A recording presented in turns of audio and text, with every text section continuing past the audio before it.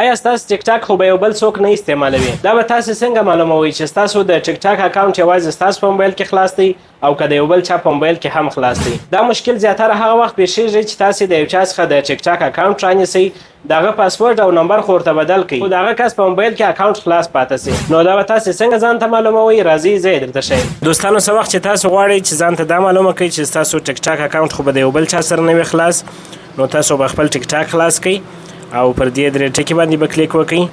دغه څخه وروسته پر سیټینګ او پرایوسي باندې کلیک وکړئ. دلته سکیورټي لیکلی دی، پر دغه باندې به کلیک وکړئ او په دې ځای کې منیج ډیوایس لیکلی دی، پر دې باندې به کلیک وکړئ. دلته به تاسو ته ټول هغه موبایلان ښکاره سي چې ستاسو د ټیک ټاک اکاونټ پکښې خلاص دی، او که چیرې تاسو ته یو داسې موبایل ښکاره سو چې هغه ستاسو نه دی یا په تاسو پورې اړه نه لري، نو تاسو به فقط پر دغه ډیلیټ بټن باندې کلیک وکړئ، وروسته پر ریموو باندې کلیک وکړئ او ستاسو د ټیک ټاک اکاونټ په دغه موبایل څخه به اتومات ډول ډیلیټ سي. دلته تاسو وګورئ ما په کمپیوټر کې راخلاص کړی و زما اکاونټ چې د هغه ځای څخه ډیلیټ سو. نو په دې ځای کې تاسو په اسانۍ سره دا معلومولی سئ چې ستاسو د ټیک ټاک اکاونټ په کم موبایلانو کې خلاص دی. دوستانو کوم ویډیو خوښ شوی ویډیو لایک کړئ، د خپلو ملګرو سره یې شریکه کړئ او که پیج ته نوي راغلي یاست پرې درسره فالو کړئ. تر بیا پورې ښه وخت.